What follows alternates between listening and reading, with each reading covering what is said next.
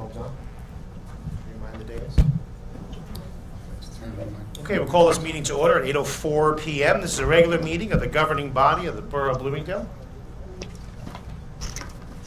Tuesday, October 21st, 2014. I'd ask everyone at this time to please rise to salute our nation's flag.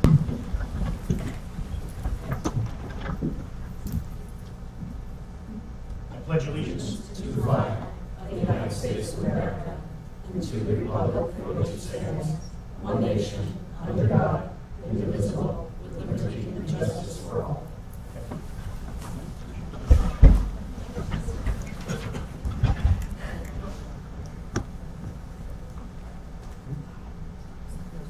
Roll call, please. Mayor Delmeedy. Here. Councilmember Giusti. Here. Costa. Here. Amato. Here. Della Ripa. Here. Hudson. Here. Sandemeyer. Here. Also with us are our Borough Clerk, Jay McCarthy, and our Borough Attorney, Tracy Schnurr. Thank you for being here. This official meeting of the governing body of the Borough of Bloomingdale on January 4th, 2014. The date, time, and place of this official meeting was faxed and mailed to all local news media and posted here at Borough Hall. There is no need for an early executive session. We do have two non-agenda items. There will be an introduction by title of a carbon monoxide ordinance and introduction by title amending our vacant and abandoned building ordinance. Those are two non-agenda items. This way, if anyone wishes to speak to them, they will be moved later this evening. At this time, I need a motion to open early public comment for agenda items. Who makes that motion? So moved. Second? All in favor? Aye. Anyone wishing to speak to an agenda item at this time, please come on up, state your name and address for the record.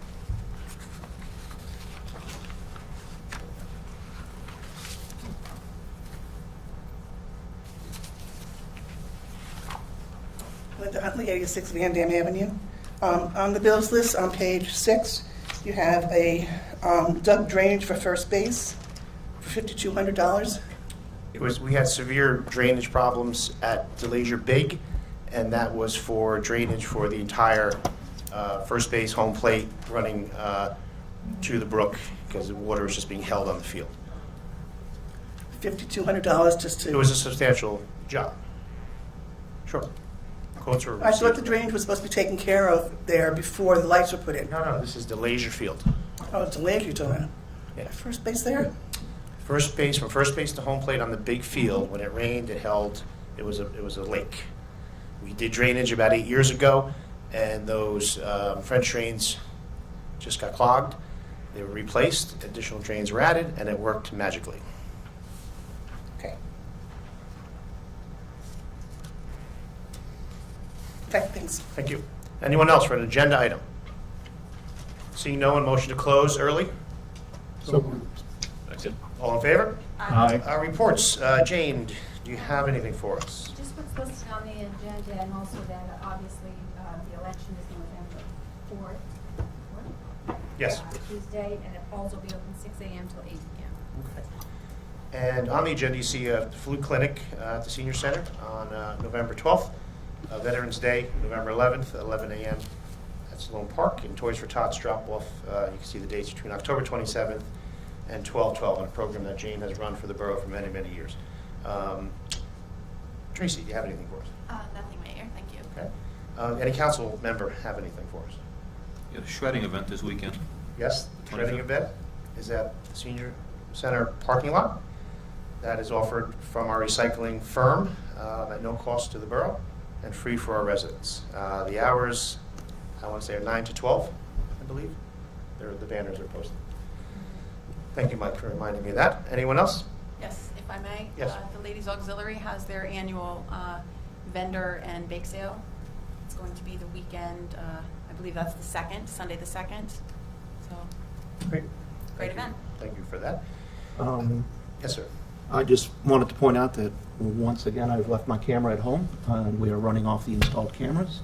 The very first video, which was from our last meeting, is out there. I'm not sure that the video is as good as previously, but I believe the audio is much improved, and that's certainly the more important part, Okay. is listening to what we're saying. So, Thank you. so hopefully I'll continue to tune it and make it a little better as I learn this new system more, but we're on our way. Great. Anyone else have anything?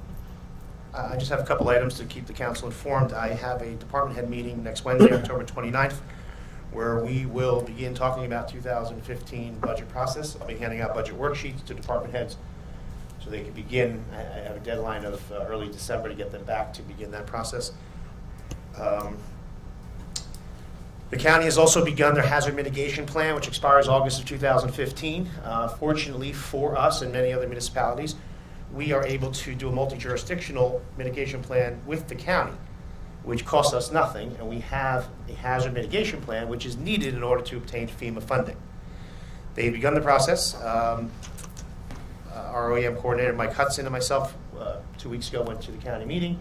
November 6th is our follow-up meeting where we have to bring a ton of documentation, plans, the borough mitigation plans, et cetera, so this plan could be adopted for our own protection.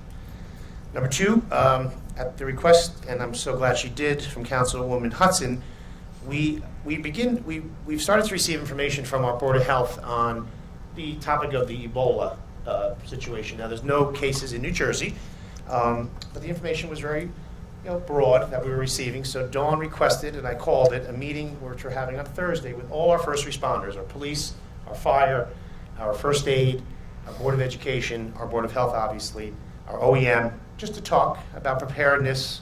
God forbid an event was to ever occur, that we are prepared within our municipality and our schools. That is 4 o'clock here in the chambers with all our first responders.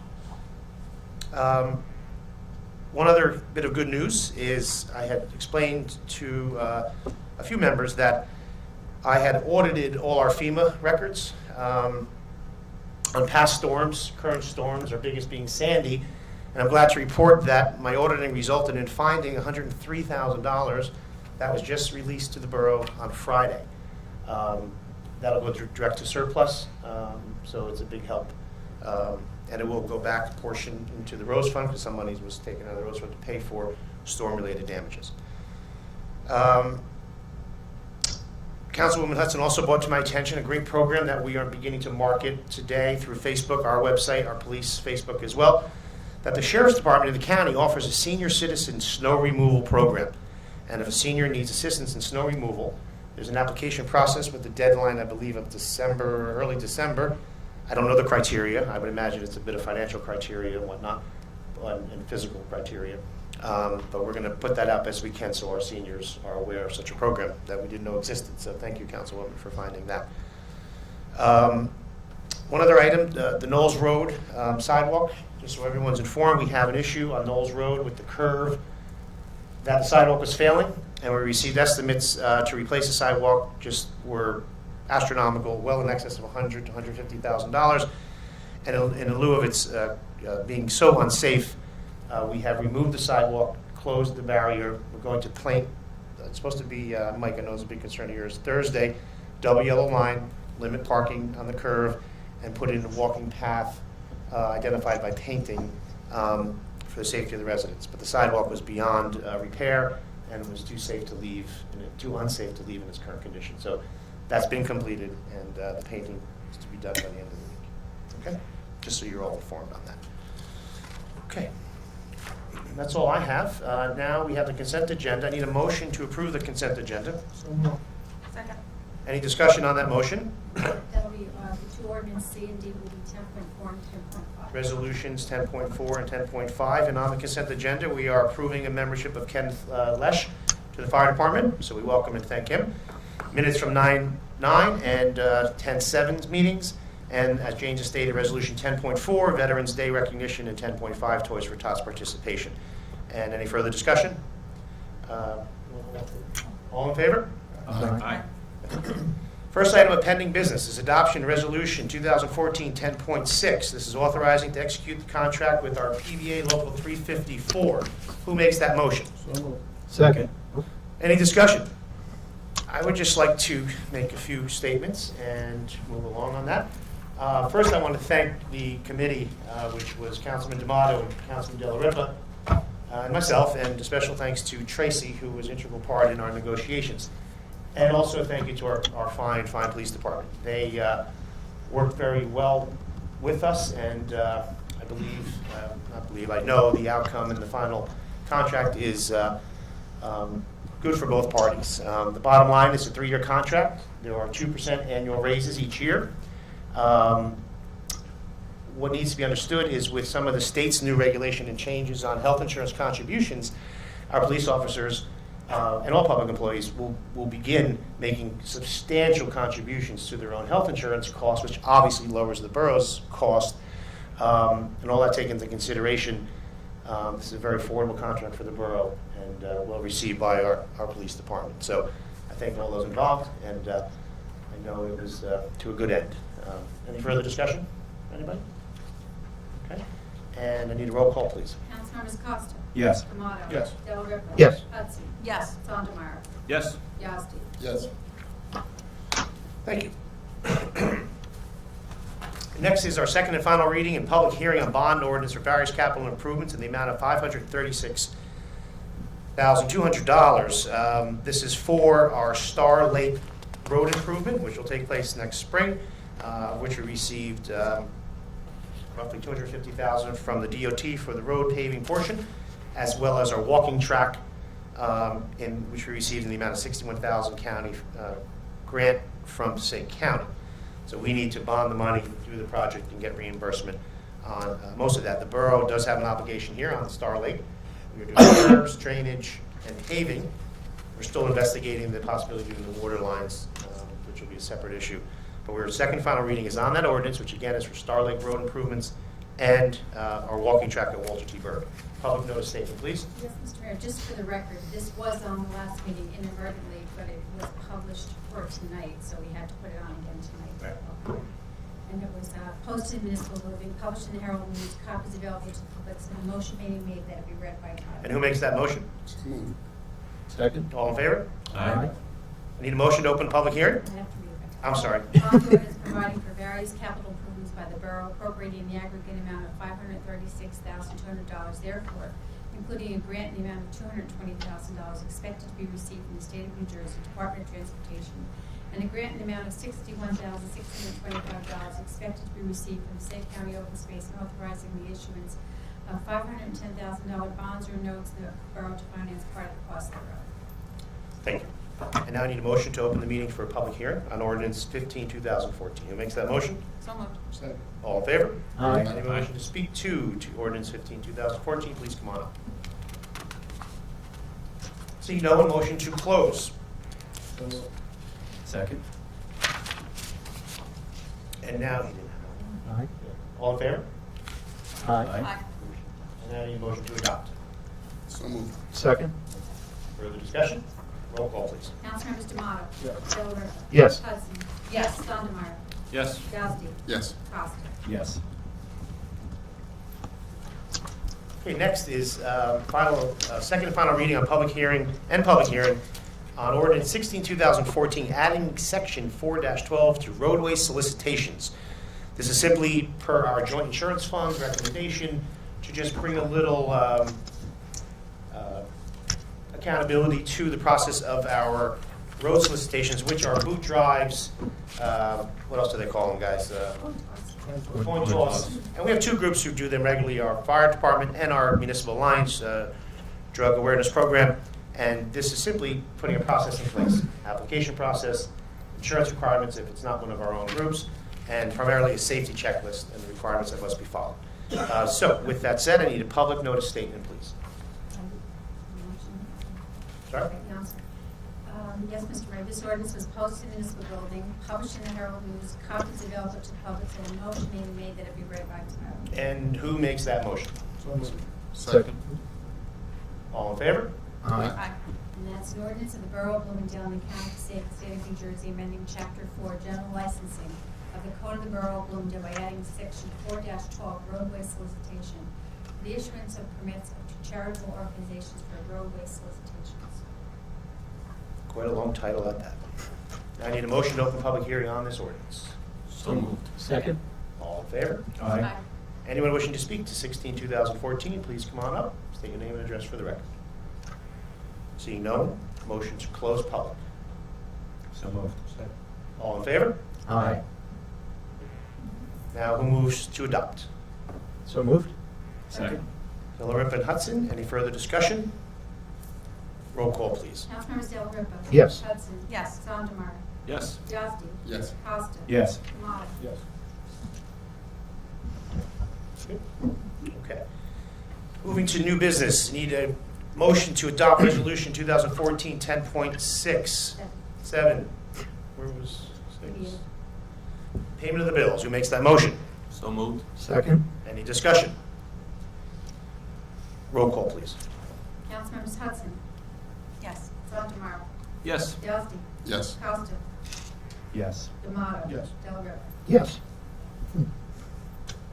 Now I need a motion to adopt resolution 2014 10.8, supporting the delaying of draining 3 reservoirs on Garrett Mountain. This resolution is simply supporting the delaying of 3 reservoirs in Garrett Mountain and replacing them with large concrete tanks until the updated rules are released from the EPA. You've all been seeing this and following this in the media. This is Passaic Valley Water. Although we are leaving Passaic Valley Water, we still want to support the communities who are so mostly affected. Who makes that motion, please? So moved. Second? Any further discussion? Roll call, please.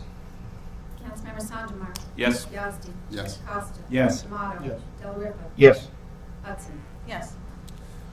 Okay, I stumbled because I remembered something I wanted to do earlier than I was doing, which is move item 12H, adoption of resolution 14, which now will be 10.9, authorizing a lease agreement for our animal control vehicle. And Lisa Perry, our animal control officer, is here, so I wanted to move this sooner, and I apologize I didn't do it sooner than our pending business item. And I'd asked Lisa to be here in case the governing body had any questions on this issue. It's all been communicated to you since July.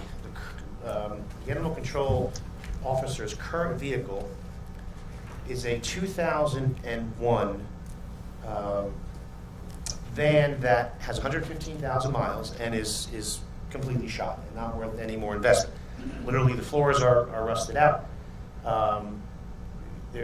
Water is leaking severely. The engine is shot. The rear carrier is rotted. Again, the mechanical problems go on and on. So, since July, it's taking me and our mechanic and Lisa's primarily efforts to, via one of our cooperatives, to price the new van. And the base price on the van is $27,997. And then to customize it to state code on animal control, and it's important we have the equipment because we're serving multiple towns in our agreement, the total is $48,287. What we would be doing, Lakeland Bank offers a new lease program, and we would be taking $10,000 out of capital, which we have in place for vehicles, and leasing over 5 years. The cost of this vehicle, we would be putting that amount in the budget, in the ACO budget, going forward for the next 5 years. So again, I at least ask Lisa one question because she's here. No, but seriously, I thank you for being here, and you're the pro at this. And if anyone had questions regarding the importance and the need, obviously is there. It's without dispute. Lisa's been using one of our building department's sedans, which is obviously inadequate. We do have another van that our staff is using, but we need to get this rolling because it's going to take a number of months to even get this to the borough. So, with that said, before I ask for a motion, does anyone have any questions of Lisa? She's here. Yes. First of all, thank you for coming out tonight, and especially with the weather outside. When you see that kind of money for a van, kind of everybody goes, wow, it's a van. And me, for the ACO and animals, I'm thinking it's a van with cages. But I'm sure there's regulations that you have to follow, and if you could explain how that system works, why we have to retrofit it to bring it up to code. Yeah, no, please come on up because then we can hear you clear. Thank you, Lisa. You will. So the reason we get the retrofit is because of disease control mainly. So a lot of our call-outs are wildlife, and rabies control and disease control is number one. So with having it fitted, it meets code so that we can continue our business without worrying about intermingling wildlife and domestic animals and people's pets. But it's, like, it's not just cages stacked, it's actually. It's custom fit, and so that we can wash it out and disinfect it properly. There's non-porous surfaces and everything that we Just need. all confirmed to state regulations. Yes. So I think that's the most important part. Temperature And control. we have to understand, because you know, you just not knowing, you think, okay, it's a van with application to crate for my dog. Right, you don't want it It doesn't breathing the work same that way. air as the rabid raccoon that I've got to go get, I just or think the it's- dead animal. I just Those think things it's important are, for us to understand and anybody else to understand that to conform to state regulations, it's not just a simple thing to do. No, and it's a great question, because Councilwoman Hudson had asked, why can't we use The old the stuff. old stuff in the old Absolutely. van? which we are using, but not in a vehicle. Right, it's not gonna go to waste, but that was not the code technically. And, Correct. you know, We were making do. right. And the customization is almost half the value. That was my biggest concern, because when you spend that kind of money, you want to make sure why we're spending it, and the reason we have to spend it to bring everything up to code. Like I said, I had the mechanic do a detailed report on the conditions, which you've all copied on, so. Everyone's out looking for van, it's It's needs used. to go. How many miles It does that served van its have on it? purpose, 115,000. which really doesn't sound like that Hard much, one. but it sure gets a lot of use. Well, and day in actually, and that day out. was a hand-me-down to begin with, right? Where'd that Yeah, come I from? inherited that when I started, That- and I'm in my 14th I year, believe that so came from DPW. I think it may have. DPW van, before they bought the van that we have at DPW, so it's definitely money's worth out of it, so. Any further questions for Lisa? I don't know, for Lisa or for yourself, you said it was a 5-year lease, Yes, and with That $1 mean- buyout at the end. or you can trade in and get another vehicle, or? No, we would own it. How like at a the typical time. lease then? It's good. It's like a They no, could it's call a it a no. lease, but we own it for It's $1 a year at one, okay. the end. Yep. And my other question is do the mechanics, obviously they maintain all our vehicles, but they have a service record of everything that they? Yes, there's software we have at DPW that identifies every vehicle. Every 3 months when they're going in for oil changes and all of that? Yes, I mean, I was kind of blindsided when I got this first email about the condition, like, why didn't I know sooner in preparation for it? And it was the kind of thing where the mechanic, said they kept putting Band-Aids on it and making it roadworthy, but this was the point where it was just time to put to rest, so. But yes, they do with all vehicles, every department's vehicles except fire, which does their own maintenance for the fire trucks.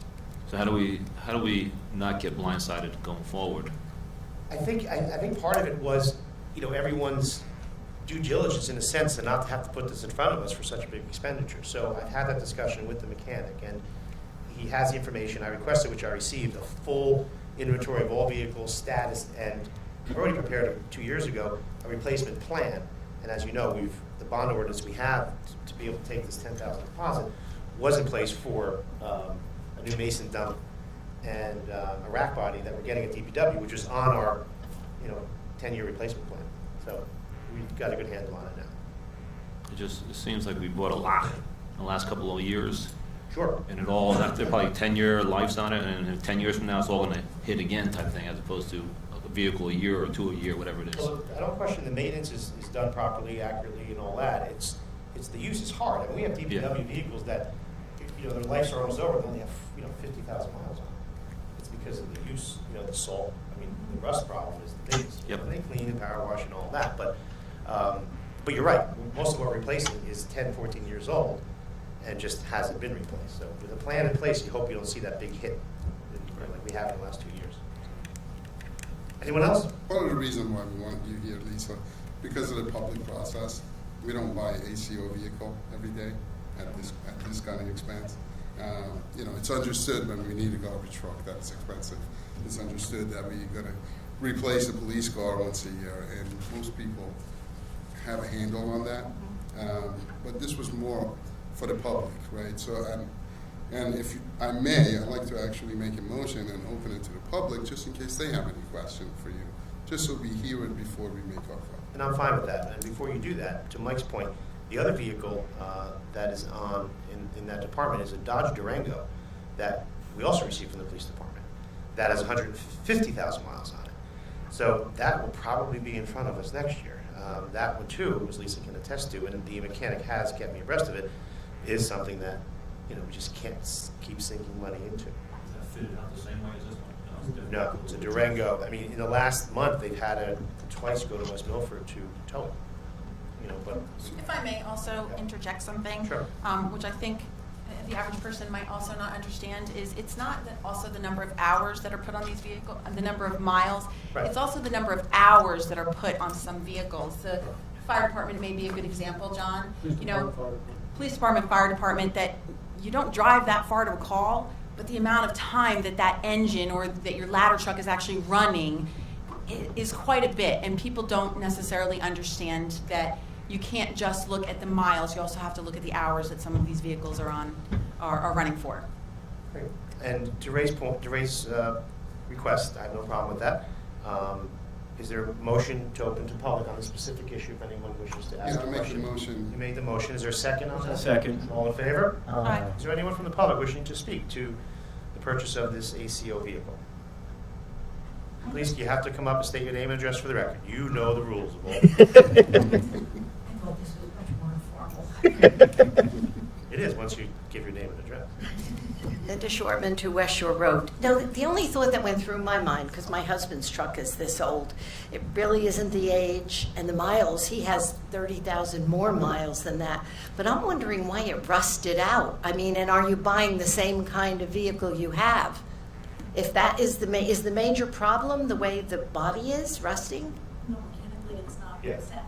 Okay, it's not just the rust. No. And are you replacing it with the same kind of vehicle? No. Much more efficient. Okay, thank you. And Linda, Ms. Sherman, to your point, the vehicles we've been replacing, and again, I take my mechanic's advice, we're getting aluminum bottles? Because like the mason dubs that come with aluminum dubs that won't rot from the salt. Correct. So the salt really beats them up, but they won't beat the aluminum up, so they should last longer. Okay. And again, I'll reiterate that this van was inherited. We didn't, it wasn't new for ACO from day one. But it was 2001, right? 2001. Yeah. I'm saying it came from. Every day. Yeah, I can imagine that Hey, that's a Lisa. lot of use. I just was concerned about the rusting. I don't understand that. Okay, that's it. Thank you. Lisa, you were covering more towns now than you were in the past, obviously, with the older We've fan. gone over the course of my time here from 5 to 8, and now we're at 7 for quite a while now. So the use on the van has even increased even further. Yeah, we from- serve a lot of the local community. In fact, we serve Ringwood, which is nice. Right, yeah, I can list the names of towns if you're I'll get to interested. Ringwood, so. I don't know if you. So anyone else? Hello, Matt Zaccone, 77 Charles. Just out of curiosity, if it's serving 7 towns, is any of the other towns kicking in? Well, in their service agreement, yes, we have, we bring in, well, between the 7 towns, I mean, got me on the spot with the exact number, well over $250,000 in fees. So that they'll we be charge. contributing to the $48,000. In essence, not specifically, but in their contract. We have a contract with every town, a shared service with every town, and we charge so many dollars per capita of their population. Right. And that number is based on our overhead, our cost, our labor. The bottom line is we run that department for Bloomingdale for less than, Ray, you can help me here, less than, how much in our? It's about 30,000. 30,000 in our operating budget. So we have 2 full-time, 2 part-time, run the shelter, all for, well, on the ACO side, 30,000 in our operating budget because the shared service offsets the cost of operation. As long as the other towns are contributing to something Absolutely. that is needed, Absolutely. that's 7 towns. Exactly. And the point is, the more reason we need it because we service so many towns and we need to have the proper equipment to do so. So thank you, Matt, for that. Anyone else? Okay, seeing no one, motion to close. So moved. Second. All in favor? Aye. Okay. Thank you. I Thank you, need Lisa. a motion to adopt resolution 2014-10.9, authorization to lease this animal control vehicle. So So moved. moved. Any further discussion? The only comment I have is, for those residents who don't know, and I know my council knows, this woman you're looking at is the hardest working employee in our borough. I can't even tell you the countless number of hours she does in our borough and the communities we serve. It is incredible, and I'm honored to know you, and thank you for what you do for our borough. My pleasure, Steve. Appreciate it. Thank you. Thank you. And I need a roll call, please. Councilmember Yasi. Yes. Costa. Yes. Tomato. Yes. Del Ripa. Yes. Hudson. Yes. Sondemire. Yes. I should have said hardest working woman next to Jane, because Jane's sitting right next to me. No, thank you again, Lisa. And you don't have to think you're going to be professional and anything to have to stay. You can exit and go get some sleep, please. I'm going to watch until you leave. I'm not going to start until you leave. Thank you, Lisa. Thanks. Knew she wouldn't leave. Okay, moving along. We're back to C. Adoption of Resolution 2014-10.10, urging governor and legislatures to recognize and preserve strength of our local pension funding. I first would like a motion on this resolution. So moved. Second? Discussion, just a few comments. If you read the resolution, urging the governor and legislature to recognize and preserve the local pension funding when considering the recommendations of Governor Christie's Pension and Health Benefits Study Commission. The state actuaries confirm that the bipartisan pension and benefit reforms that were enacted in 10 and 11, coupled with consistent pension payments made by responsible local governing bodies, are delivering the savings that have been promised. But when analyzing the fiscal health of the public pension system, the experts make a distinction between local commitment for our employees and retirees and the commitments of the states. The bottom line is we have to make our full contribution, and the state tends to touch that money for other purposes, and it sometimes gets to a point where it's underfunding the local pension. So our resolution's in support of having our legislature make sure they recognize and consider the recommendations made by this study commission, along with probably every municipality in town supporting this as well. So we have a motion on the table. Any further discussion? I would like a roll call, please. Councilmembers Costa. Yes. Tomato. Yes. Del Ripa. Yes. Hudson. Yes. Sondemire. Yes. Yasi. Yes. Okay, our next item is Resolution 2014-10.11. This is simply a resolution by the council acknowledging receipt and that you've all reviewed our 2013 audit report, and we're adopting the corrective action plan. After conclusion of our audit, we receive a corrective action plan, which I and the CFO have already begun and have a few more department heads to meet with to just address some minor things. I'll give you an example of one. For example, in the tax assessor's office, when he collects money for 200-foot notices, we have to make sure that that's posted in his cash receipt book. Obviously, there's receipts given, but it has to be posted in a specific cash receipt book. Another example is the fire department. The cash receipt books for the fire department be totaled on a monthly basis. They have them, but simply, instead of totaling it quarterly, you have to total it monthly. You're talking fire prevention so far. Fire prevention. For example, the general ledger established and maintain control accounts for tax receivables. The CFO will work with tax collector to ensure proper reporting. Library, just again, petty cash. Treasurer will ensure the petty cash funding is returned at the end of the year. Their petty cash for books, collections, and late fines and things like that. Dog licensing reports, filed on a timely basis. So, and then the credit card fee ordinance be adopted, which we're doing this evening. We charge credit cards now. We allow credit cards on for water bills, tax, sewer, water, and tax payments, and we need an ordinance identifying those fees charged. So, the corrective action plan is we're being adopted tonight, and I've already begun implementing it with our CFO and our department heads who it so affects. But everything came out quite well after that. So, any further discussion? I need a roll call, please. I'm sorry, did we? This is 11. That's 11. I thought I had a motion. No. So moved? We'll go Della Ripa, give me a second. Second? Costa, and again, any further discussion? Now we'll do roll call. Councilmembers Tomato. Yes. Del Ripa. Yes. Hudson. Yes. Sondemire. Yes. Yasi. Yes. Costa. Yes. Thank you. The next item is I need a motion to adopt Resolution 2014-10.12. This is acknowledging receipt of submission of our best practice inventory and our discussion on that. So who makes that motion first? So moved. Second. Just a few items. The best practice is like it's a report card the governor put together a number of years ago that you have to hit certain ratings to keep your state aid, okay? And myself, along with our CFO, have prepared the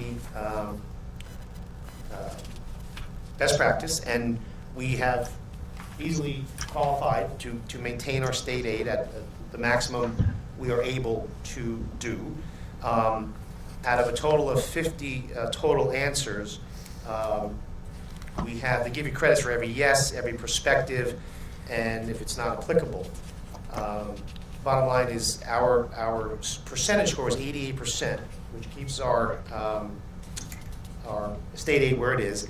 And it's kind of busy work. I mean, the basics we do, there's some things that may answer no simply because it's not applicable. For example, do we shop our electric every year?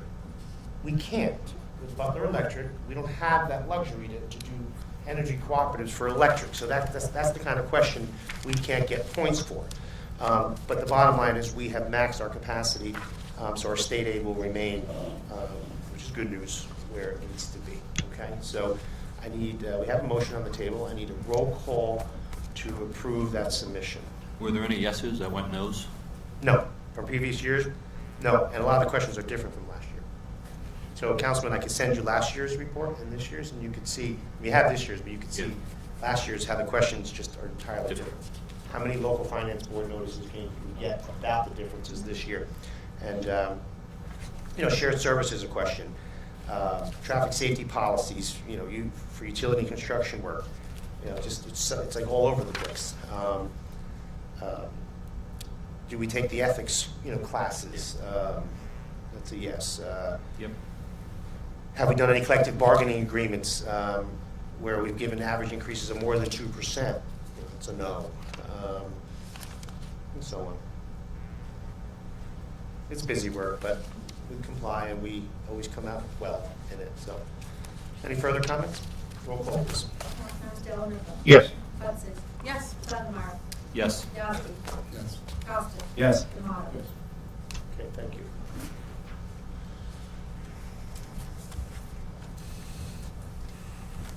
Our next item, I need a motion to authorize resolution 10.13, authorizing a tax appeal settlement for Block 82, Lot 32A. Who makes that motion? So moved. Second. And discussion, just for the record, just bear with me 1 second.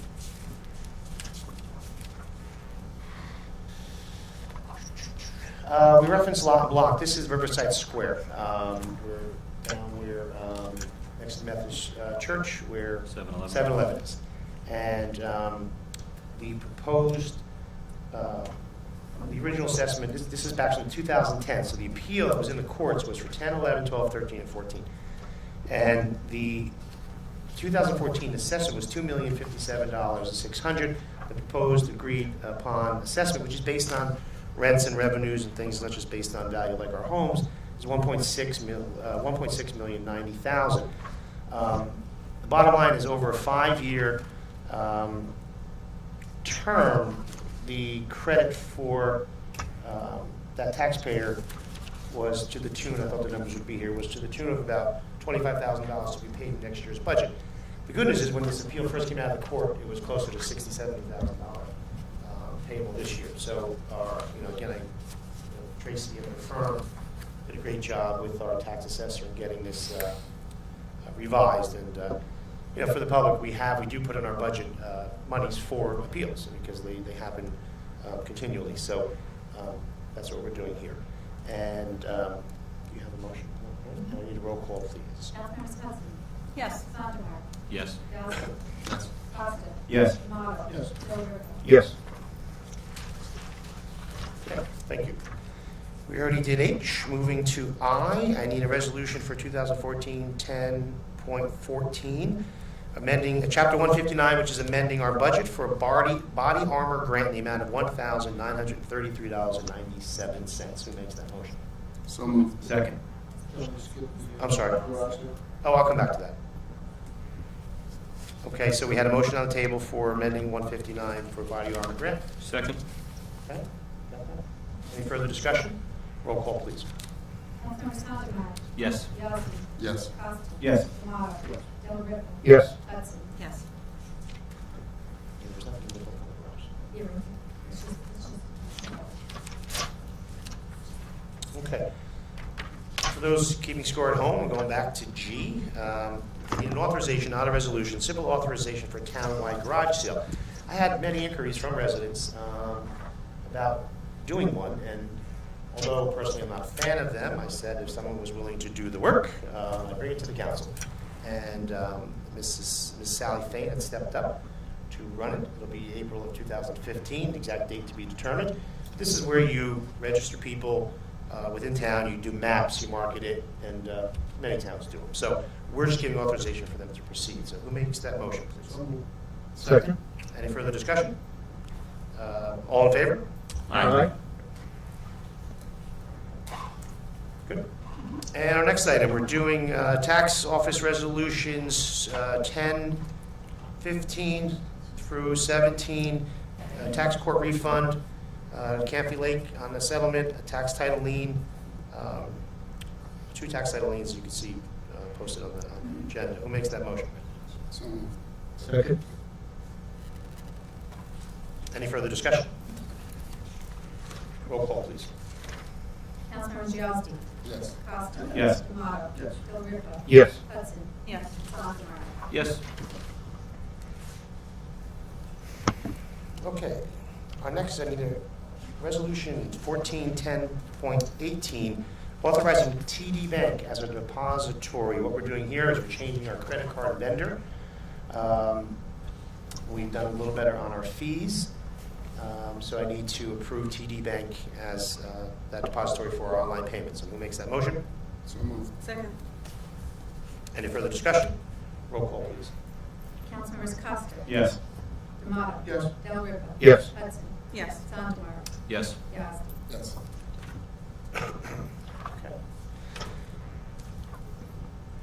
Okay, item L, we are now going to introduce by title ordinance 17, 2014, amending, actually, it's not, originally I thought it was amending our fee ordinance, but our attorney's advice is a separate ordinance specific for credit cards. So we're simply putting an ordinance on the books per auditor's request in our corrective action plan to identify the percentage which shall not exceed 2.0785% in use of credit card payments and taxes and sewer and water. So who makes that motion to introduce by title? So moved. Second. Yazdi and Delariva, with second and final reading, November 25th, 7 p.m. That's our next meeting, right? Roll call, please. Councilmembers Tomato. Yes. Delariva. Yes. Hudson. Yes. Sondemire. Yes. Yazdi. Yes. Costa. Yes. Now, it would be an ordinance of the Borough of Bloomingdale and the County of Passaic, State of New Jersey, amending Chapter 2, Administration, Article 8, Policies and Procedures of the Code of the Borough of Bloomingdale by adding Section 2-84, credit card fees to reflect a transaction fee for any payments made by credit card. Okay, we get second and final reading, November 25th. Thank you. Now we had 2 non-agenda items. First will be an introduction by title for a new carbon monoxide detector ordinance. We all remember the tragedy that occurred at a daycare a number of months ago, and our ordinance review committee had done some research. It's not something we can legislate within our schools because the state controls that. But what we're going to do is an ordinance, I believe will be the first in the state of New Jersey, to require carbon monoxide detectors to be installed, and they can be battery operated. It's just something to protect the children in our nursery schools and daycare centers in town, specifically for those at this time. So again, we're simply introducing by title. Second and final reading will be November 25th as well. Attorney will do a little more review. If there's no material changes, we'll finalize it on the 25th. And I don't believe there'll be material changes at that time. So I thank our ordinance review. Mr. Graff's here with us. He's one of our members. So thank you for bringing that forward to the council. So who makes that motion for introduction by title? So moved. Second? Any further discussion? Roll call, please. I'm sorry, for 18-2014. Delariva. Yes. Hudson. Yes. Sondemire. Yes. Yazdi. Yes. Costa. Yes. Tomato. Yes. The title is simply Introduction of an Ordinance for titled Carbon Monoxide Detectors. We're good? Ready? One more non-agenda item, and this is introduction by title amending our current abandoned and vacant building ordinance. For those who remember, we had last year, here, this year was? Time flies. Earlier this year, we adopted an ordinance that requires vacant and abandoned home buildings, and there's definitions on what constitutes a vacant and abandoned building. Conditions, not lived in for 6 months, late on your, not paying your taxes, because there could be vacancies that are, perfectly clean facilities, and it doesn't, affect commercial if they're actively trying to rent their space. But long story short, in there's fees. There's fees to register that building, and our goal is to give an incentive, particularly to mortgage companies, to maintain these, and they have to do a short sale sooner than they're doing in today's economy, because by the 5th year it's a $5,000 annual renewable fee. And what we realized, again, through the audit process, was that by charging that fee, the ordinance said we would prorate money back if a vacancy occurred within the first year, which would mean we'd have to develop a line in our budget, okay, to put money in that budget in case you had to have a refund. Even though you're collecting it as a revenue, you still need money in the budget. So we're amending it to disallow that prorated credit. So if a person pays $250, 6 months later, rents it, they're not getting any money back. It's fully earned the first year and so on. It's a book primarily because it's more incentive, I feel, and it would be a bookkeeping nightmare, I feel, too. And again, these are circumstances that you can all guess the ones that need the attention. Not going after the guy actively leasing and keeping his place clean and paying his taxes. So with that said, who makes the motion to introduce 2014 amending abandoned vacant building ordinance? Who makes it? Yazdi, seconded? Roll call, please. Councilmembers Hudson. Yes. Sandemer. Yes. Yazdi. Yes. Costa. Yes. Tomato. Yes. Del Ripa. Yes. And I'm assuming that would be an ordinance amending ordinance number 3-2014, section 11-8.4. Perfect. Thank you. Okay. All right, at this time, I need a motion to open to late public comment. Who makes that motion? Second. All in favor? Anyone wishing to speak on anything they would like to, please come on up and state your name and address for the record.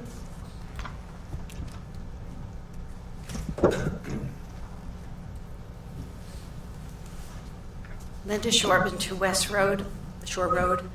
John, this question's for you. Your flyer says you've been in the insurance business for over 30 years. You own Dunleavy Insurance. What are your duties as the owner of that business while you're full-time mayor? Do you still sell insurance? Very infrequently because of my new duties. The business has been in place for 30 some odd years, so it's easy for me to take a back seat in the operation of that building. Remember, I don't have an office front, I don't have staff. I have a book of business that I place at an outfit called ADP Statewide in Florham Park. I give up a lot of points for them to service it, deal with it, and the like. So but you still collect residuals, you still have some part of this business Sure. operating? Absolutely. Okay. It almost sounded like you still had 2 jobs. No? Okay. Actually, yeah. My next As a father, I comments. have 3. My next comments are for you, John D'Amato. I've been waiting 11 months for you to apologize to me. Last year, you were the campaign manager for the Democratic Party. This year, you are a candidate. We had one meeting, a cordial meeting, over the misinformation about me and the flyer. It wasn't just twisting my record as a councilwoman. It went straight to my integrity, and not one word of it was true. You've had plenty of time and legal advice to decide if the information in that flyer was true, and now we have an agreement on a settlement. After our meeting, which was very cordial, I was then, never met with you again, met with John Dunleavy, who I assume is the head of the Democratic Party, and after several discussions, I was told that we will not move forward on this matter. You had, I believe, some bad advice. This could have been settled 11 months ago with a simple apology and no legal intervention. there would have been no reason for me to go further.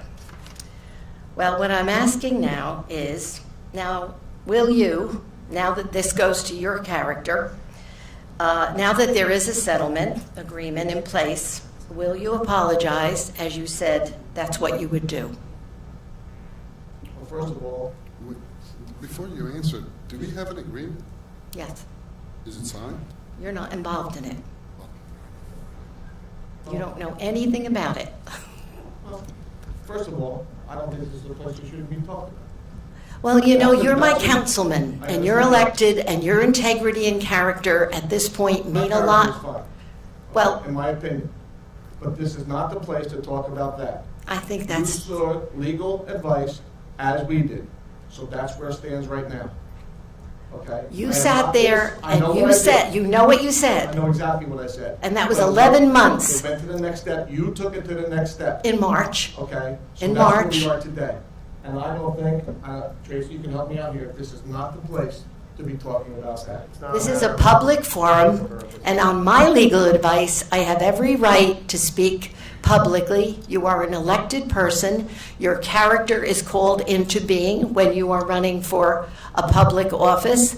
You sat here on the record, on the video and on the tape, and you told me when you investigated it, if you found it not to be true, you would apologize to me in the trends, and you would You apologize. did not want that.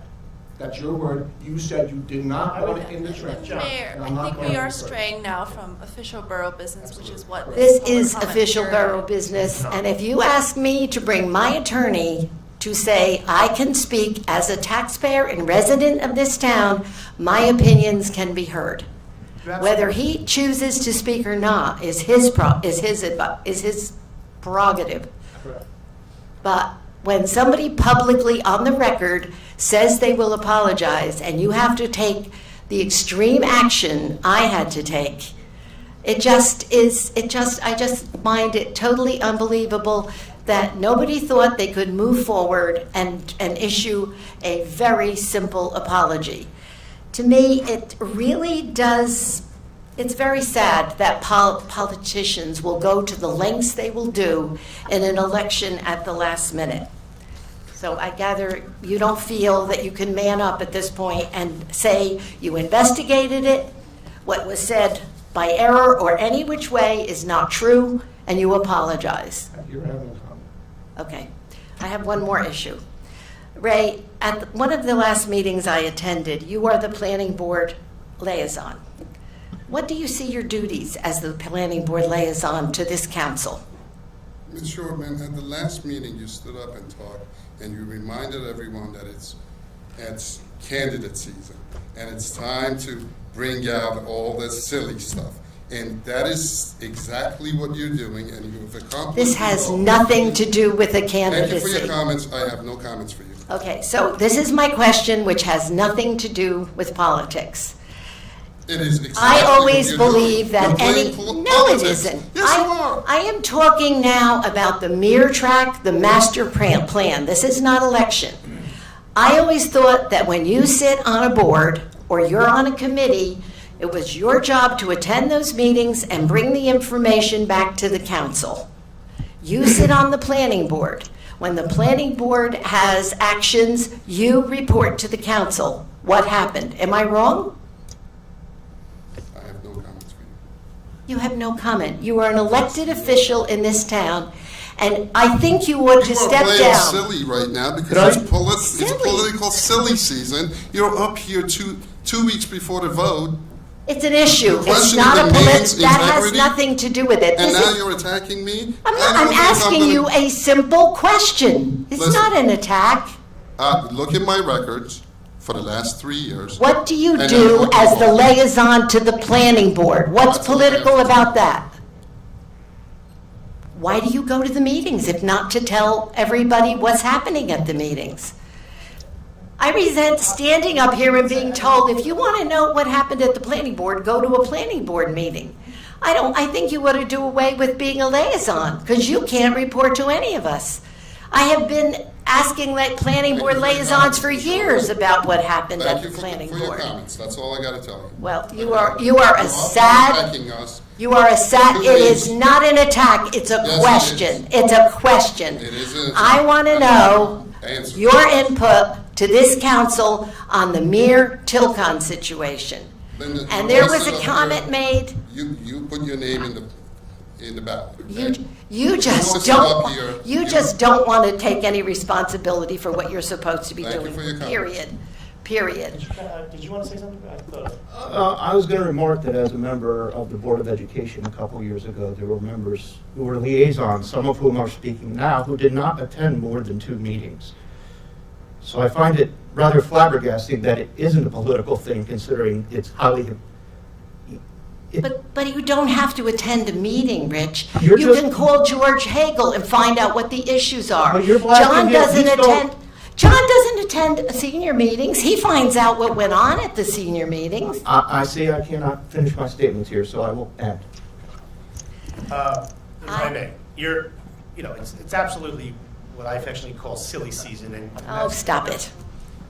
Linda, how could you? I'm sorry silly season couldn't have begun in March Right, we got when it. this But issue that's was not- boiling. But any council member who sits on the board, it's not just the liaison, they have a seat on the board, does report. So on the Tilcon Mir thing, the only thing the planning board has done to date is re-examine the master plan based on the concept of the Tilcon buying the Mir tract. And that was brought back to the governing body as something we discussed.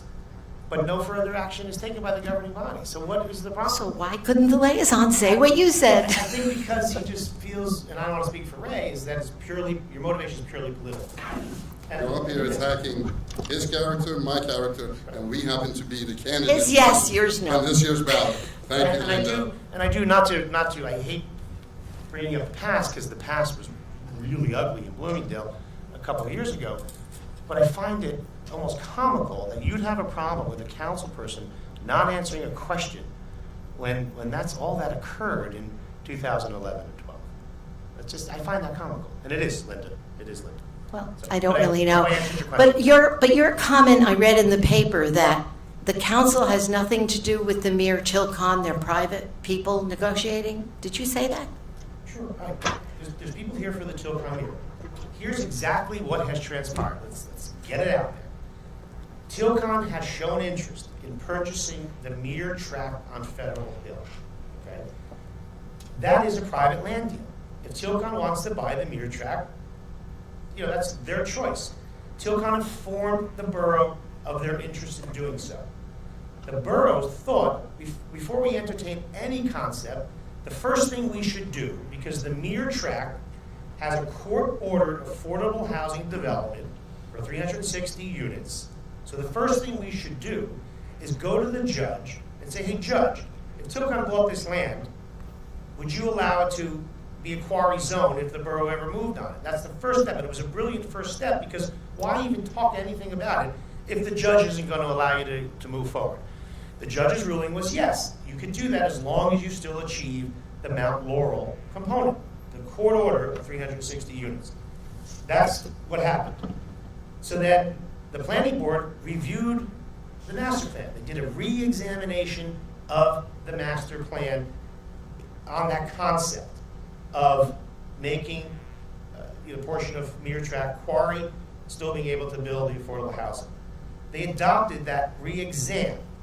To date, the master plan has not formally been amended. There's no ordinance adopted or introduced. There's no contract between the borough. The borough is absolutely not obligated in any way, shape, or form to Tilcon or Mir. And if Tilcon chooses to move forward, the next step would be them requesting a zoning ordinance. Or And master plan. that's when this council would be involved. Well, as an introduction, then we go to the planning board. And there would be, I received numerous emails because of, this No Quarry in Bloomingdale brochure today. And there'll be such a public process. You came here a few meetings ago and asked, how would you vote, how would you vote? And we all said, because it's I didn't the do right that. answer, okay, whomever, please, that we don't have enough information.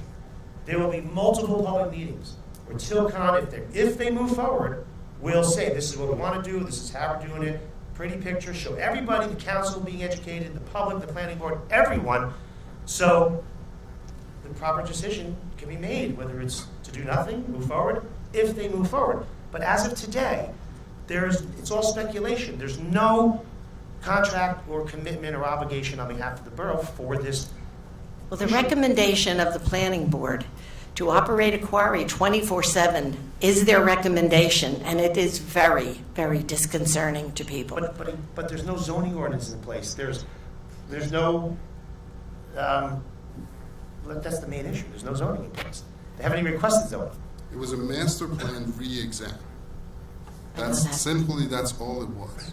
And the reason why I don't sit here and go through the list of what's coming up at every planning board meeting is because it's a public Well, this is an important process. issue. It's a very public process, right? And I cannot answer for every member, and all these questions should go to planning board. Okay, we don't spend governing time body to go through planning board. You just present what happened at the board meeting. That's all you do. Linda, when you served on the council in the beginning of 2013, the council passed a resolution, a non-binding resolution, and you voted yes. Yes, I that know. You remind me every time we talk. Because it's important. Because you voted yes, as did the entire council at the time, that we would entertain the idea in concept and review information. That's all we've done. That's all we've done. And you have not told any of the parties involved in this your feelings on what? Not we, you. You have not. Negotiation is between. Well, maybe you'll tell me now. How do you feel about this? You're still collecting I don't have information? nothing until I see a zoning ordinance. Until I see setbacks. Until I see where they want to blast. Until The I see concept. impact What of about the road. concept of soil mining? I don't know. Moving it and taking it out of the conservation into mining. If they can even touch that area, we don't know. The DEP would have to rule on that. And what is the benefit of the borough to do this? I don't know that yet. There could be a financial tax benefit. This is the information. Do you remember the court order would be that the affordable housing units are there. Okay, they don't go away. Absolutely. So the borough would then look at building those units, which would be a tax benefit to the borough. Again, it's important, and there'll be so much public input. Let me finish. Go ahead. No quarry in Bloomingdale. We already have a quarry. Half of Federal Hill is already a quarry. Only a quarter of it's been mined to date. But look at a map. Matter of fact, I'll show you the map. This is Federal Hill. This is the quarry. This is the mere. This 50 acres is going to be housing someday. Court order. Tilcon's interested in buying this piece. Where is the approved housing? That whole Behind the piece? DPW. Oh, that small piece of it, not that whole 50 piece. acres of the 180. Yeah, we But know I'm just that. pointing out that when I see something that says no quarry in Bloomingdale, half of Federal Hill is already a quarry. That only the front quarter has been mined to date, and they easily have another 50 years just in this particular quarry. Nobody here created that. That's That's what the it is past, today. but encroaching further and further into the neighborhood, we all know, I worked at that school for 35 years. It went from not even hearing anything to having kids dive under desks because all the windows shake, and that was 10 years ago. This is the due diligence and the homework that the planning board, the council, the public, if Tilcon even proceeds, because we have nothing in front of us that they're even moving forward other than the concept back last March. That's it. It's all speculation. Until Tilcon says, we want to buy this land and the deal's done, then we have to come to the process, and the public will be engaged in the process. We'll weigh out the pros and cons. But the people sitting there will make the decision, correct? The people sitting where? On the council Well, and we'll on the take- planning we'll take board. a recommendation from the planning board. Right. And we would absolutely listen to the public. That's what the public process is all about. I hope you're listening. Thank you. Thank you. Anyone else, please?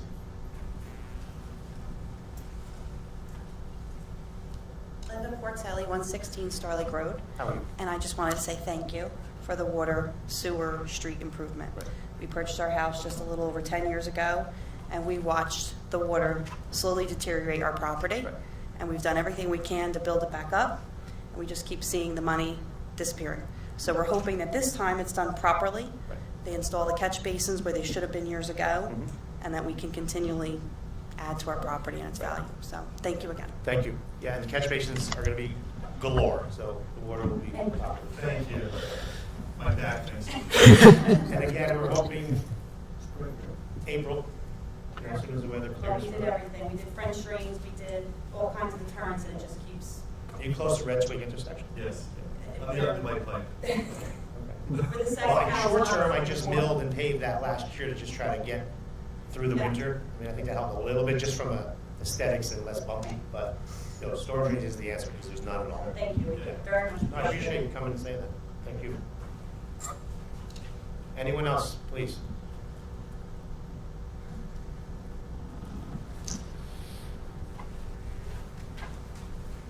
On the 86 Van Dam Avenue. As far as the mining, there was a process already in place for Federal Hill when they approved the 360 units. And that process included having this other part of Federal Hill to be preserved in perpetuity. You've changed that. So you have done something to cause this. Yes, you have. Until an ordinance is adopted. You have gone to the judge to get approval for it. If you wanted to keep what was already approved by the council and the planning board, you would have not gone to the judge because it wouldn't have mattered. The process was already gone through to have that property preserved in perpetuity. But you've gone ahead and just... You're absolutely incorrect on that. No, I'm not. The conservation easement on Mere was a condition of our planning board, not a court order. It's part of the order. It is not. The conservation. It's part of our zoning. Correcting, you were inaccurate in your statement. The conservation easement is a condition by our planning board, not a court order. So now you are changing that condition. Nothing's been changed. You didn't go to the judge to find out if you can change it? Yes, you did. Specifically the conservation easement? No. We went to, Yes, you did. listen, think about it. You have an idea that could affect a parcel that has a court order. The borough is a court order to build. Right. That you're not The changing. first step would be to go to the judge and say, hey, if the borough entertained the idea of the balance of the land becoming a quarry, would you allow it? And the ruling was yes. But That's why what's would you? done. Why would you do that?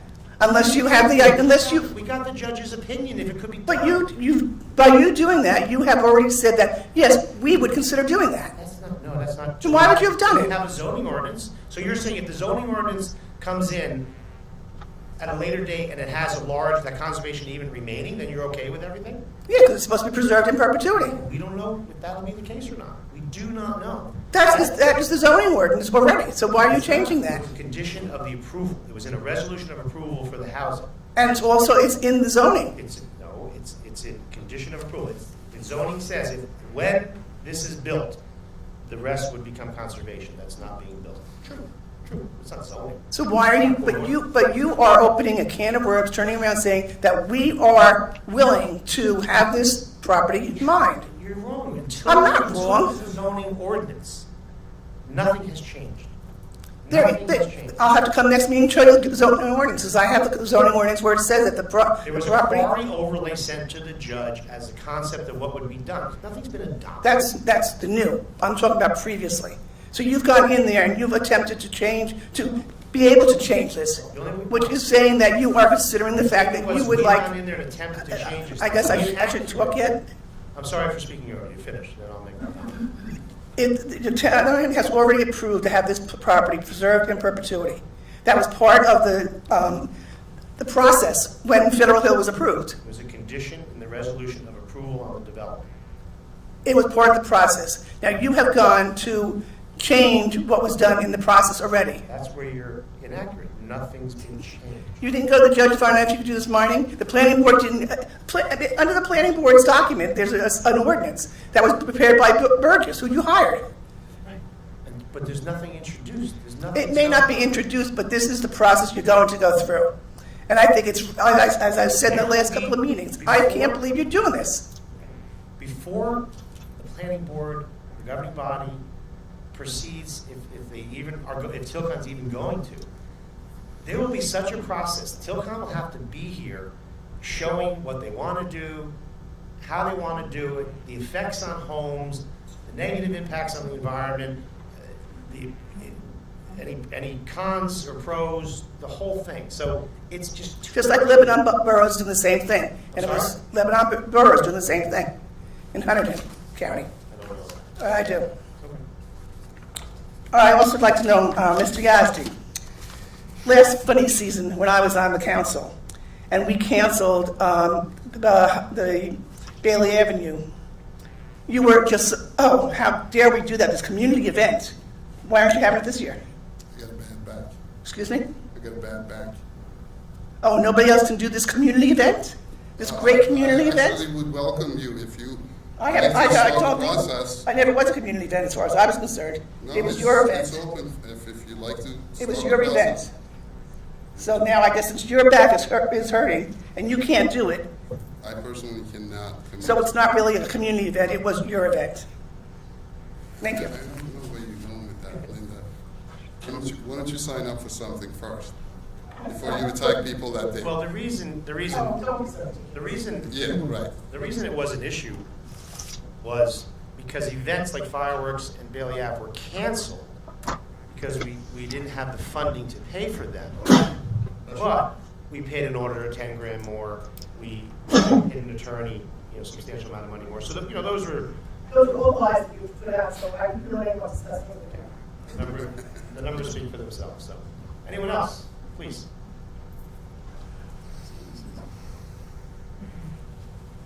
Lorraine Weinbrock, 45 Highland Road.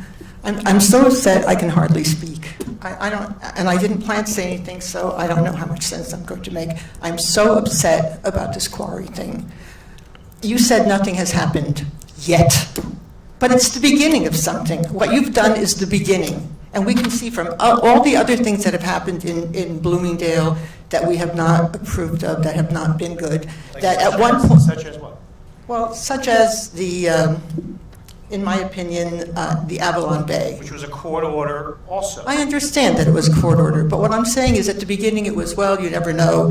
And there was a question many years ago about a garbage transfer station. There have been many different That's things. way before my time. Yes, but not mine. I've been here a very long time, and I love being here, and I don't want to have to move. But all of these things that are happening are ruining the quality of life. And this is the worst thing that I can imagine. We all see the quarry, we feel the quarry, and we feel the blasting, and it's just such a terrible thing. Why did you have to say if this happens? Why couldn't you just leave it as in perpetuity? Well, again, first of all, nothing's happened. Yet, it's the beginning. That's it. You've opened the door. Well, it is absolutely the governing body's job to research, such an idea. If somebody comes to the borough with an idea, we're just supposed to say, no, we're not even going to listen. Yes, when it's something that is so bad for the borough. But we don't know the facts, whether it happened. What could be good about it? What could possibly be good about it? Again, until I know the facts, but let me just throw this hypothetical out, and I'm just making these numbers up. Let's say something was to occur in town that could reduce your taxes by $2,000. Is money everything? Is money everything, or is quality of life more important? Bloomingdale, an American small town, a place where we want to live. Right. Wait, can I ask a question? I didn't finish. Please. I'm sorry. No, go ahead. Is there a quarry there today? No, it's not there yet. But no, You're opening the door to it. No, there's a quarry in Bloomingdale today. You feel the shaking today? I don't know. I hear blasting all the time. I don't know where it's coming from. I assumed it was coming from... Quarry in Bloomingdale today that I feel the shaking, you feel the shaking. None of us like it, right? And it's going to be there for another 50 years. Well, right now, if you're telling me there is a quarry in Bloomingdale, I did not know that it was there. Oh, it's there. But it's small, isn't it? Because we didn't know it was there. I looked at your map, and it looks to me as if that could be pretty big. Lori, when you drive on 287, when you get on the exit going south by the Stop and Shop, okay? You drive south. You see the park right on 287, correct? Yes. That's Bloomingdale. That's this piece here. That's what you see here. This is 287. You're driving here. This is Federal Hill. This whole parcel here. This is Union Avenue. This piece is open space, Green Acres. The town bought that a number of years ago. This is the horse farm here. This is Mr. Gonzalez's tree farm here, just to give perspective. But this is 287, okay? This is Federal Hill, this color and that pink color. I understand. Half is already a quarry. Yes, but you said only a small part has been mined. Right. So of course we haven't been aware of it yet. Another 50 years of blasting in this town. Right.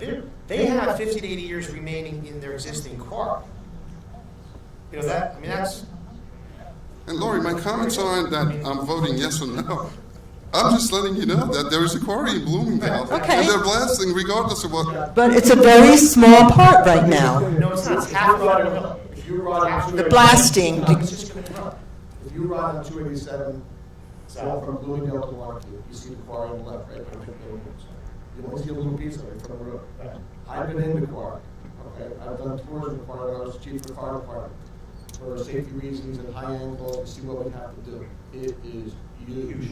All you have to do is go to Google. There's a lake in there because they wouldn't get their water from to do whatever they. If you go to Google Earth, you can see, like, all you see from 287 is the frontage. But from Google Earth, it is mined from the wall you see on 287. I don't know. All right, if the quarry exists now, why do we want to add to it? Why would we want to make it bigger? Why would we want more blasting? We said that we're going to add to it. And it says, what, 7 days, 24 hours? When they were working on Avalon Bay, I'd wake up at 7 in the morning to them working on it till 7 o'clock at night. Blasting 7 days a week, 24 hours? As of today, it's a concept. We don't know what they want to do, where they want to do it. Why do we care what they want to do? Why can't we say no? Why does it have to be if? Why do we have to see what they want to do? What's the only advantage? Money? Well, again, Possible money?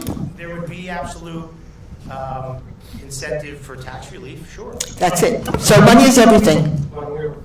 Well, may I? When we have residents, I've been coming to council meetings for many years now, since before I came on this council. When we have residents up here asking us and telling us that their taxes, that they're struggling, then yes, it is something that we should look into. How many people in this town can say, gee, I have no problem losing a little bit of money? Money does have something to do with it, because each resident's going to come up here and they're going to say to us, what are you doing about our taxes? So basically you're telling me, yes, money's everything. I'm not saying that. What I am saying, though, is that no matter what, as the mayor said, if someone brings us an idea, it is our responsibility, every single one of us has a responsibility to the residents of this town to at least look at an idea. It doesn't mean that we are going to follow through with every single idea. We've been brought many ideas. We don't agree. Every one of us does not agree on everything. But we want to do what is best for the residents. And I just want to leave it at this, that I care about what the taxes are in this town. And if I can look and see if there's a way that we can get some relief on those taxes, I would at least like to look at it. Quality of life is huge for me. I have 2 children that are growing up in this town, and I would like them to stay here. My husband has spent his entire life in this town. His family, their entire life in this town. It means a lot to me. That is why I am up here. Which is more, okay, more. Money, tax relief, quality of life. You tell me, which one? All of you. Which is better? Which is more important? I think you're asking Tax all of us relief, to make quality a of choice. life. Well, it depends on the cost of quality of life. What is the cost? The cost that you're going to get from Tilcon is really worth blasting. We're not getting and anything also, from how Telcom. close- There is nothing in Yet, place. you're opening the door. Stop it now. You want us to zip it before we even speak. That's what you're answering. No, before you look into People did not it. elect us to sit up here and just look the other way. They want us to look. They want you to take care of the town. That's They called want the responsibility. not everybody wants only tax relief. That's not everything to everybody. You better start knocking on doors with me now, because You know, that's look, the number one complaint that we get. when we knock on doors that taxes are high in this town. Lori, I don't know where you... I've been here for a long time. I know taxes are high. I understand that. But if you ask me which is more important, tax relief or quality of life, I would still vote for quality of life. And I'm not rich, and I struggle to pay my bills and my taxes. But quality of life is still more important to me. But Lori, for the next 50 years, the quality of life that you're talking about will shake the same exact way that it is whether we talk to Tilcon or not. And I don't know about you. I have a feeling I won't be around for 50 years. I know I won't be. I'm a lot older than you are. Okay, so then based on that, your quality of life will not change a single bit, whether we talk... What about our children? What about my children? What about my grandchildren? Well, exactly, that's why we have to talk to them, and we have to listen, and we And, have to... and they don't care about hear tax people. relief. They care about quality of We life. have more debt that those children have to pay on our behalf, right? The next generation has to pay for the debt that the last generation and our generation is causing for that. Don't even go there. How about their quality of life? What? I don't even understand what the point you're making. Yeah. And how close do you live to the Mere Tract? All of you, how close do you live? I live right around the corner. So this is just as important to me as it is to many people. And so you don't- I look at Federal Hill. Do you think that this is... And you don't care about blasting? You don't care about This is- your foundations? You don't care about the water? You don't care about any of those things? I'm willing to look, and I'm willing to have someone come to me with an idea. This is what being up on this council is all about. I live literally around the corner. Okay, but I'm asking again, what is the benefit? What is the possible benefit? We have to Money. wait and see. Money. Is that what you want us to say? I'm asking. Is that Does what any- you want us to say, that the benefit... Tell me something else, another benefit. What other possible benefit? Paying down debt... Oh, in other words, money. Making quality of life better Well, for making quality of life better and affordable. for residents. I mean, don't forget, there's court-ordered development of 360 condos on Federal Hill. I mean, there's no getting around that. That's going to happen, okay? I don't think any of us in this room created that, okay? So, that's going to happen. So it is about, quality of life and, trying to make Bloomingdale as affordable as we can for people, but we need to get all the facts too. It's not as simple as don't ever blast Federal Hill, close the door. We need to, our job to our taxpayers is to just explore ideas and look at all the possibilities. If this moves forward, okay, because it's all in, the next step would be zoning. There'll be such a public process for our residents, for the planning board to learn, for the council to learn. Tilcon will be put on the spot as to, how you doing it, are you affecting our residents? All of this will be issues. It's not as simple. We wouldn't be doing our jobs if we just took your attitude right now and say, don't even consider it. That wouldn't be responsible government. It wouldn't be. When you tell me today, how will you vote? What will you do? It's impossible without the information. It sounds to me like everybody's saying tax relief, tax relief. So I have a feeling that when Tilcon makes an offer and it sounds good, it's going to be There's no offer to money. us. It's a private land deal between Tilcon and the near states. okay? But no, but you were saying that the only benefit would be tax relief, which basically, again, is if it sounds good for tax relief, for the money, It's not that kind of then everybody's going It's to. quality of life issues for residents who could be impacted. All that'll be explored. But we're not at that stage yet. And there is no difference between whether we listen, whether we pass or say no.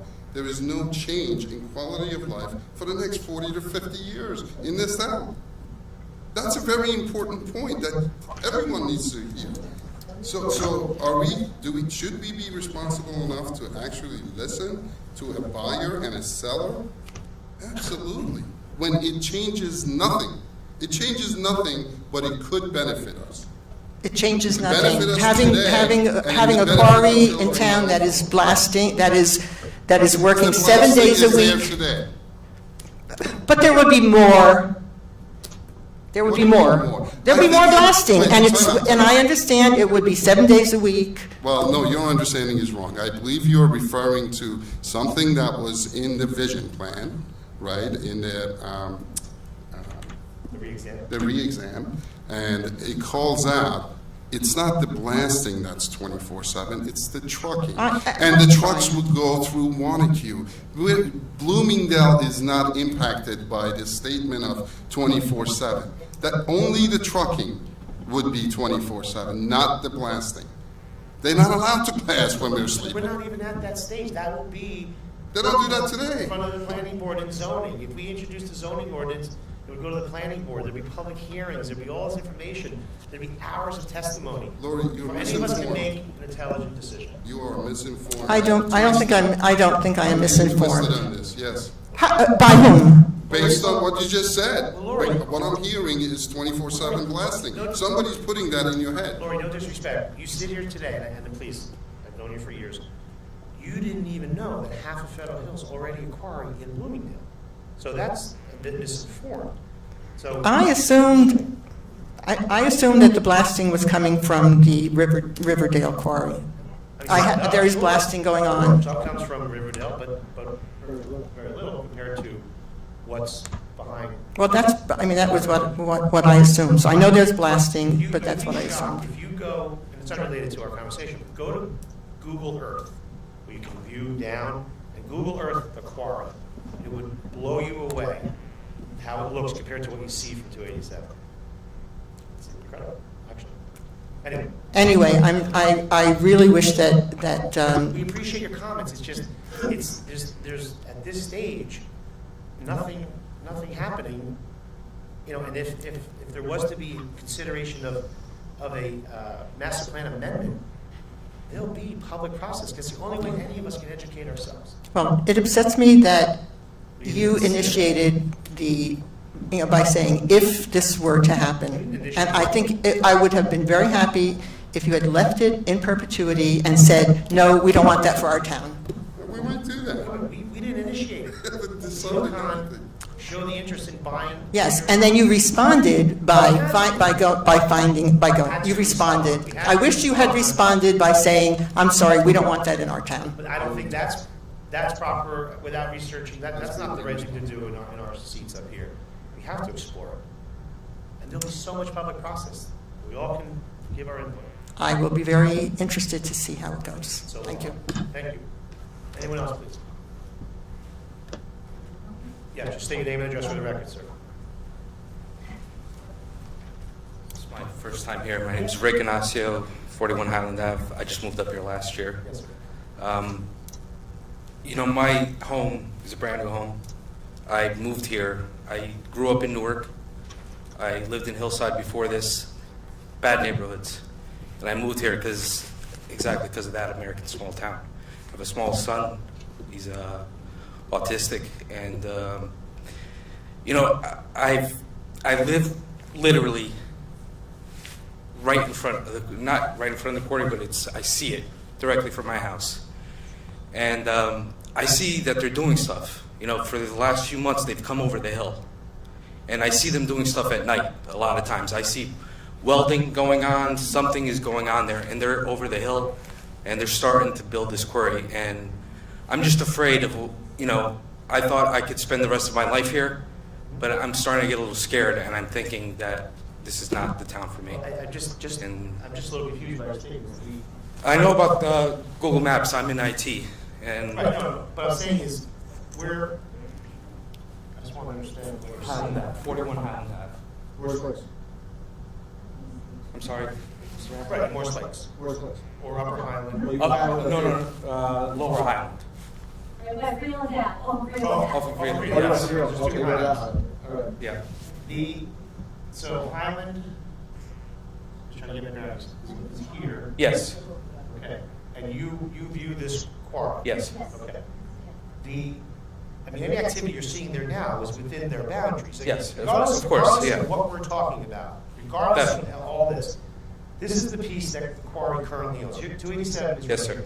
This is the piece that they currently own. And with or without this concept, which as of today, do not know if this will be expanded or not to a quarry. This is a quarry. Yes. Before any of us were There's born. no doubt about that. And Yeah. so, it's half of the federal hill. So any activity, with or without the discussion we're having today, the activity you see there will go forevermore. There's probably 80 years still left in this quarry. Yeah. And how long have they been here? Tealcom, it used to be Gallo Industries, Right. Sam Rain before. I've been here since 1959. Yeah. Well, the one in Riverdale, that's right at the exit 53 on 287. That one is also Tilcon, and that, what do they say that has 20, 30 years left in it? So they own all that. Yeah. So that's not on this time. This is Bloomingdale, but that would be over here, or no? Yeah. I got that. It's on a cell phone here, but that's the quarry. Right. There. Right. And that's probably, that's, again, I'm no engineer, but that's less than half of this current site. Yeah. That, regardless of what we're talking about this site here, okay, which is owned These by- maps are from 2009. Any map that you see on Google is from 2009. They do not keep this up to date, for various reasons, terrorist groups, things like that. They don't keep these things up to date. It's larger than that already. Oh, sure. But I can tell you what it is. You're saying you can come over the hill? Yeah.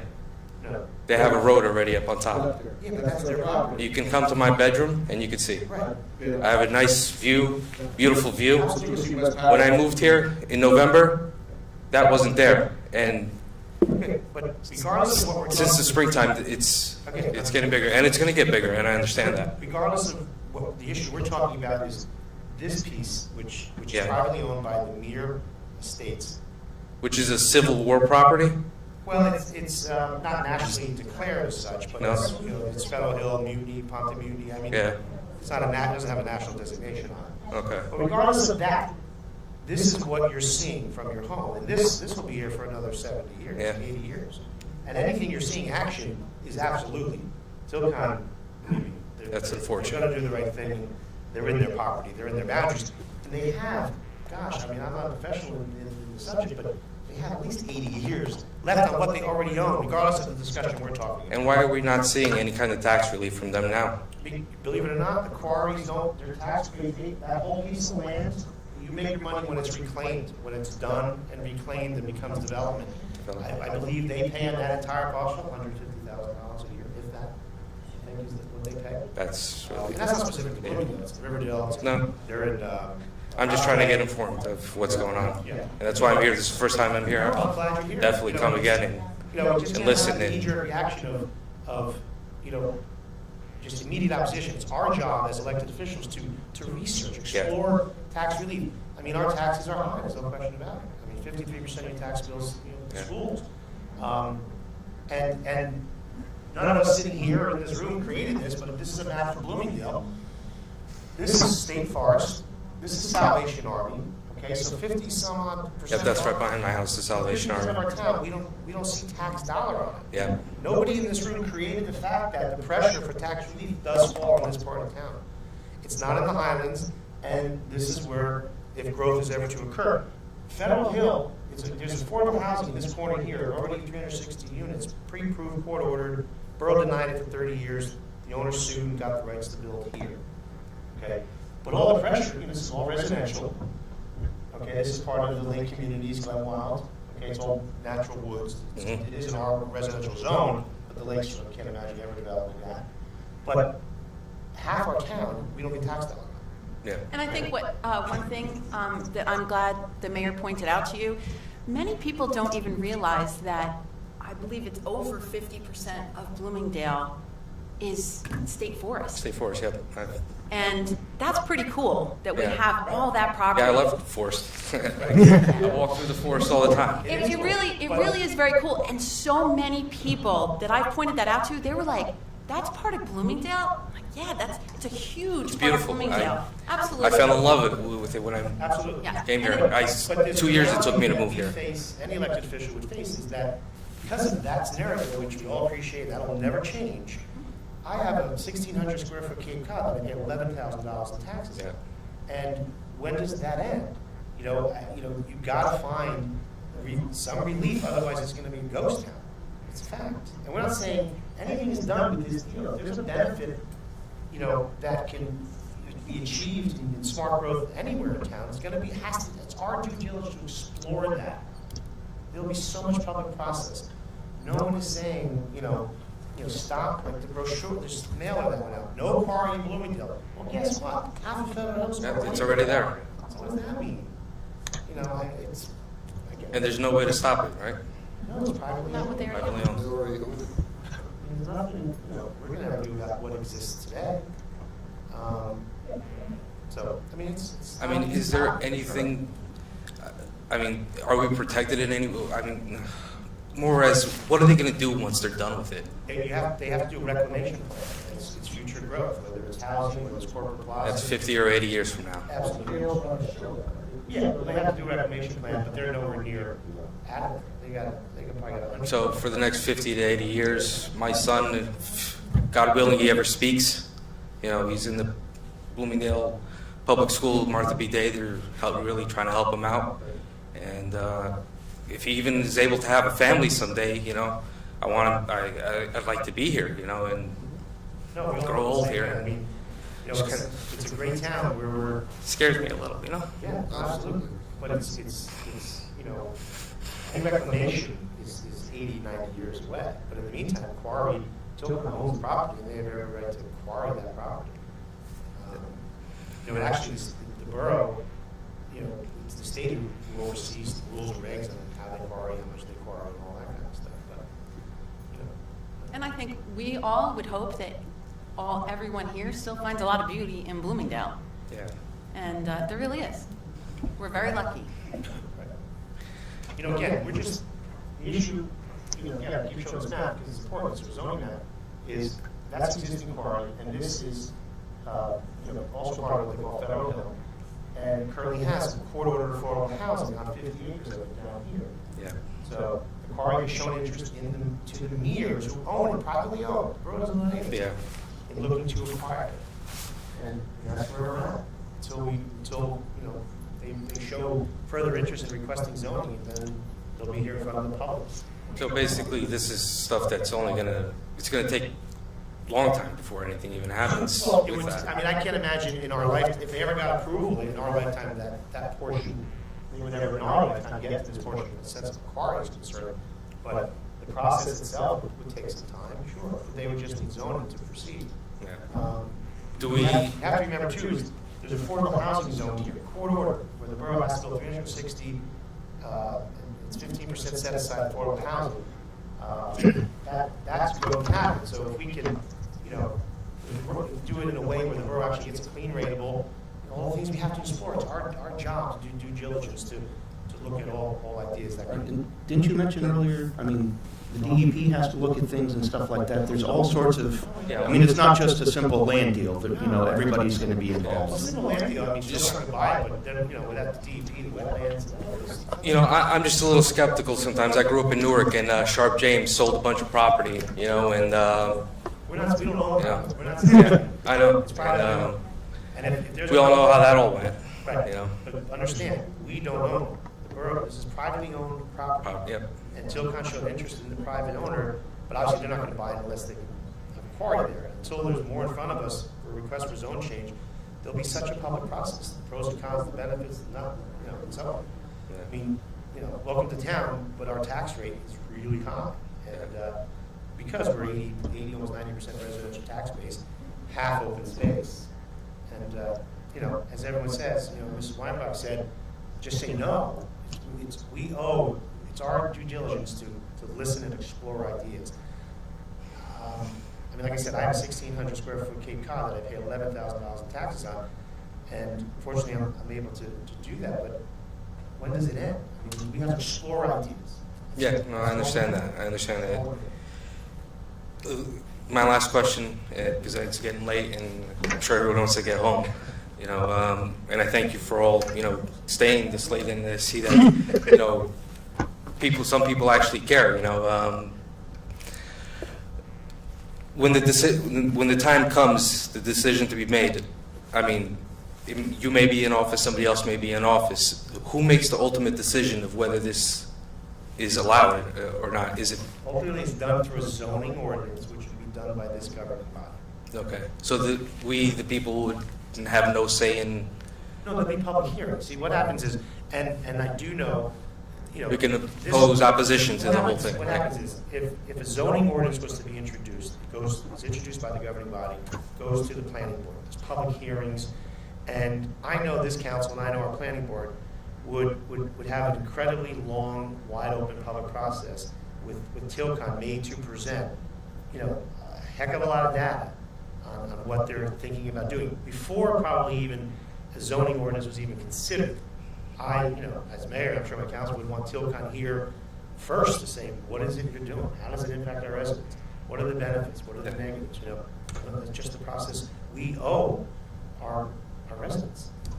Okay. You saw some of that process tonight, right? Yeah. With the vehicle purchase. Mhm. We wanted to make sure that the public had a say, had an opportunity to talk about it before we vote on it, Yeah. right? That's why we allowed that question and answer. We could have easily just voted for it without any public input. Okay. This council is not about that. This council has been about improvement, working towards solutions rather than just complaining and continuing to point fingers. Yeah. Do your research. Definitely, yeah. Yeah. You have to research everything, yeah. And Okay. ask questions. All right, thank you very much. Have a good night. I could plug Yes, my- sorry, Rich. No, I was going to say, as a new resident, are you aware that these are on YouTube and on Channel 77? The videos of the meetings.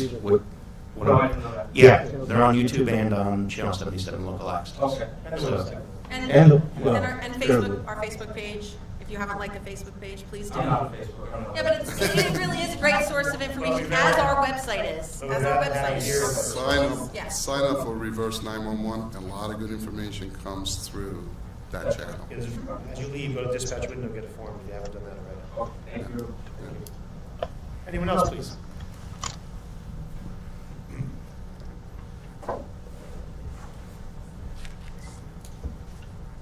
Linda Shortman, 2 West Shore Road. First of all, thank you for allowing me to pontificate and talk so much.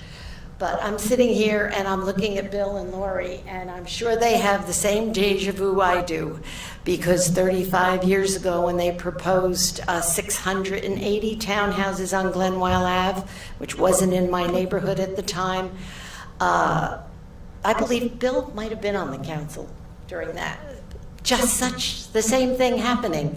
Well, you're all sitting there, you're elected officials, and I think hundreds and hundreds of us, when they moved the meeting to the Bergen School and got up, and it was still tax relief. Look at the 680 townhouses, we're gonna get all this money. And you talk about tax relief, you people sitting there will never, ever lower our taxes, and I will be here to remind you of that.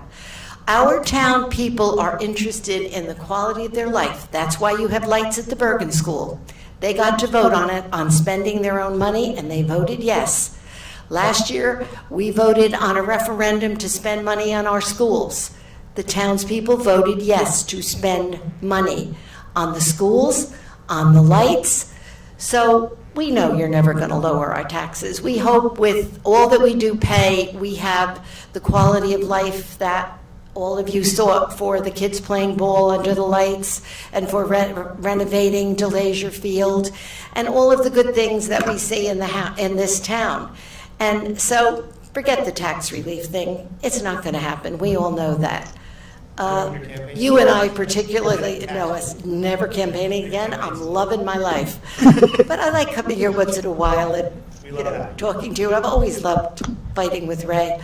But, that's the way it is. The taxes, forget. It's about our life. And when hundreds of people went and bought a townhouse, they aren't there today. Thank God. Thank God for Glenwyle Lake, because that would be gone. And, I was on the council, and I don't know whether it's yearly, they give approval to the quarry. They have to come before the governing body. Some kind of license. I do believe that they have a reclamation plan, and I really don't believe that the quarry is that little a mind at this point. I could remember the last time they came, I think they had 30 years and they had the whole plan of what to do. But Riverdale has about 20 years. We have much more than 30. It's there now. So. well, I think that's going to get pretty loud and I've watched it. We've all watched it get worse and worse. I just can't imagine. And I just wish you'd stop saying it's private property. It's in the hands of the governing body and the planning board, which is appointed by the mayor. You people will decide what's going to happen. Could work out a deal. It could be money to the town. It could be property to the town. And maybe if you think that's what this town needs, I don't know. I hope hundreds of people come and give you a really hard time over this. Maybe they won't. But believe me, when they line up, I hope you listen to them. Thanks. Thank you very much. Anyone else? I see no one. A motion to close. So moved. Second. All in favor? Aye. There's no late executive this evening. Governing body schedule, general election on the 4th. Next regular meeting November 25th. Wish everyone a great night. Motion to adjourn. Second. All in favor? Aye.